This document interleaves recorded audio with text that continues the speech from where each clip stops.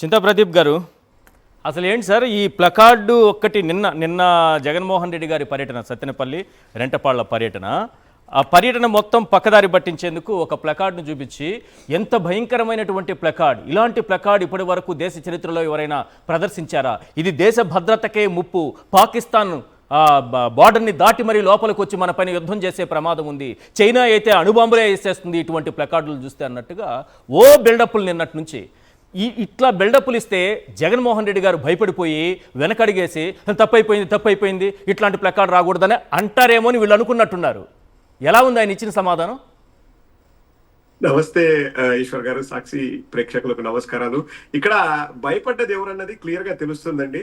పొదిలి పర్యటన తర్వాత అంటే తండ్రి కొడుకులకి గుండెల్లో రైళ్లు పరిగెట్టి ఎలాగైనా ఆపాలి, ఒక సంవత్సరానికే ఇంత ప్రజాదరణ ఉంటే అంటే అది డైరెక్ట్ గా మన పరిపాలన పైన రిఫ్లెక్ట్ అవుతుంది కాబట్టి ఎలాగైనా మనం ఆపాలి అని చెప్పేసి లేనిపోని ఆంక్షలండి, ఏదో కర్ఫ్యూ లాగా విధించి అది ఏదో చేసి చేయాలని చూశారు. అదే ప్రజల్లో ఇంకా ఎక్కువ వాళ్ళు లేదు మేము వెళ్ళాలి అన్న కసి కూడా పుట్టించింది. ఈ రోజు మీరు మాట్లాడితే చంద్రబాబు నాయుడు గారి ప్రెస్ మీట్ లో 2 మాటలు ఇక్కడ నేను ప్రస్తావించదలుచుకున్నానండి. ఫస్ట్ ది, చంద్రబాబు నాయుడు గారిని ఒక విలేకరి అడిగారు, ఇంతగా జనం వస్తున్నారు కదా మరి దాన్ని ఎలా చూస్తారు, మీ సభలకు జనాలు రావట్లేదని జగన్మోహన్ రెడ్డి గారు అన్నారంటే 4 ఏళ్ళు సమయం ఉందిలే ఇప్పుడు ఎందుకు దాని గురించి అన్నారు. అంటే ఏంటి, జనాలు వస్తున్నారు అని యాక్సెప్ట్ చేశారు చంద్రబాబు నాయుడు గారు.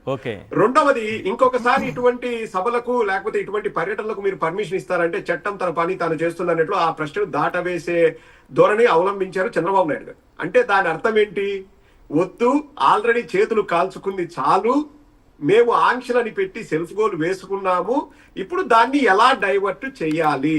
సో దాన్ని డైవర్ట్ చేయాలంటే మీరు అన్నట్లండి, ఎవరో చిన్న పిల్లాడు, దాని గురించి కూడా వస్తానండి, మన పార్టీ ఇంకొక పార్టీ అది ఒక్క నిమిషం పక్కన పెడితే, ఎవడో పిల్లగాడు జగన్మోహన్ రెడ్డి గారు చెప్పినట్లు నిరుద్యోగ వృత్తి రాలేదేమోండి అతనికి, వాళ్ళ ఇంట్లో ఏమైనా పథకాలు ఇస్తాని ఇవ్వలేదేమో, అతను తెలుగుదేశం సభ్యుడైనా కానీ అతను బాధతో వచ్చి పట్టుకున్నాడు. ఇంకా సిగ్గుపడాలి తెలుగుదేశం వాళ్ళు ఆ విషయం పైన.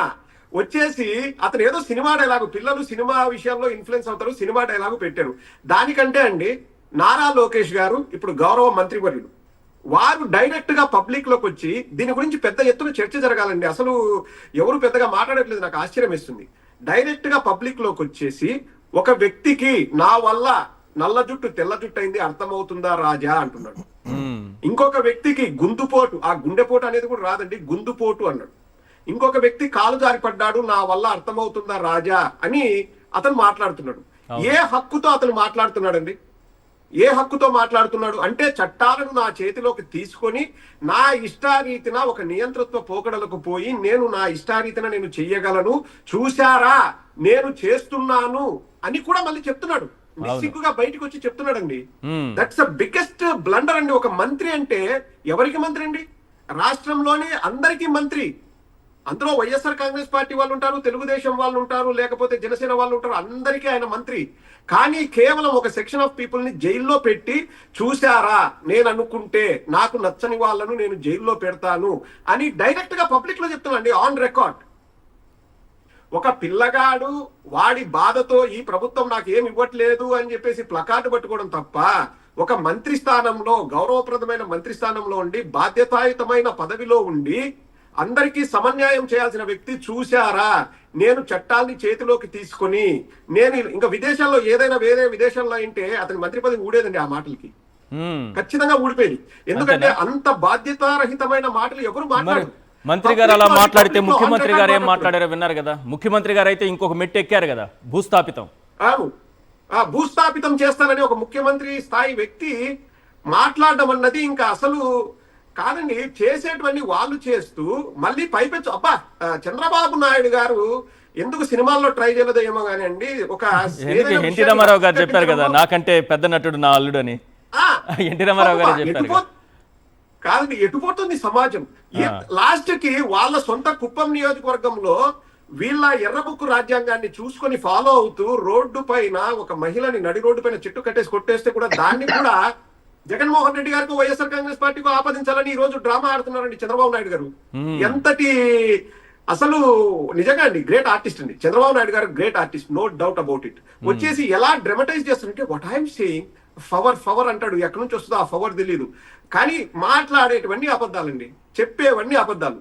ఆంక్షలు విధించింది మీరు కాదండి. ప్రతి టూర్కి జగన్మోహన్ రెడ్డి గారి టూర్కి పెడర్థాన్ని ఆపాదిస్తున్నది మీరు. జగన్మోహన్ రెడ్డి గారు ఎవరైనా చూడాలని వెళ్తే వాళ్ళు ఒకతనైతే గంజాయి బ్యాచ్, ఒకతనైతే పేకాట బ్యాచ్, ఒకతనైతే బెట్టింగ్ బ్యాచ్. పొదిలికి వెళ్తే ఆల్రెడీ మేము డబ్బులు ఇస్తున్నా పొదిలికి వెళ్తున్నారు, మేము రైతులు మాకు గిట్టుబాటు ధర కావాలి మహాప్రభు అని వాళ్ళు అలమటిస్తూ బాధపడుతూ జగన్మోహన్ రెడ్డి గారి దగ్గరికి వచ్చి రిప్రజెంటేషన్ ఇస్తే జగన్మోహన్ రెడ్డి గారు వెళ్తే అది కూడా తప్ప అండి. 40,000 మందిని ఎందుకు తీసుకొచ్చావు, ఆ పొగాకు గోడౌన్ లోకి వెళ్తావా అంటే ఎవరు పిలిచారండి? ఇంకా దారుణం ఏంటంటే రెంటపాళ్లలో నాగమల్లేశ్వరరావు అయితే సేమ్ కమ్యూనిటీ, అదే సామాజిక వర్గం, చనిపోయిన తరువాత ఏడాది తరువాత అతని మీద క్యారెక్టర్ అసాసినేషన్. అతన్ని కూడా ఒక బెట్టింగ్ ఇది జూతగాడని, వ్యసనపరుడని, డబ్బులు పోగొట్టుకుంటాడని రకరకాలుగా అతని క్యారెక్టర్ అంటే సొంత జాతిని కూడా కాటేసే విషపురుగుల జాతి ఈ జాతి అన్నది చాలా క్లియర్గా అర్థమవుతోంది ఇక్కడ. అసలు పాపం అండి, చనిపోయిన వాళ్ళ గురించి మాట్లాడడమే తప్పు. అటువంటిది ఆ వ్యక్తికి ఇన్ని రకాలుగా ఆపాదిస్తూ జూన్ 4 రిజల్ట్ వచ్చిన తర్వాత జగన్మోహన్ రెడ్డి గారు ఆపద్ధర్మ ముఖ్యమంత్రి అంటారండి. జూన్ 4 తర్వాత ఎన్ని హింసాత్మక సంఘటనలు జరిగాయి, ఎన్టీఆర్ యూనివర్సిటీ దగ్గర వాళ్ళు అక్కడ ఎన్నెన్ని ఇది చేశారు, లేకపోతే రాజశేఖర రెడ్డి గారి విగ్రహాన్ని ఎలా ధ్వంసం చేశారు. 12వ తేదీకి ముందే మీరంతా నేను ప్రమాణ స్వీకారం చేసే లోపే మీ కక్ష తీర్చుకోండి అనధికారికంగా వీళ్ళ దగ్గర నుంచి ఉత్తర్వులు కూడా వచ్చాయంటండి. చేసేటివన్నీ చేసి మళ్ళీ ఈ రోజు వచ్చేసి జగన్మోహన్ రెడ్డి గారు ఆ రోజు ముఖ్యమంత్రిగా ఉన్నారని మాట్లాడడము ఎంత సిగ్గుచేటండి.